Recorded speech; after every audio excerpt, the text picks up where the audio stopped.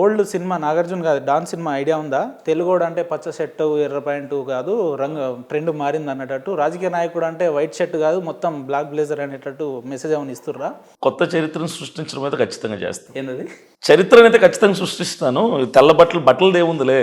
మామూలుగా ఖద్దర్ గాంధీజీ గారి లాగా మేము గోసు పెట్టుకుంటే కానీ నువ్వు వాగేలాగలేవే.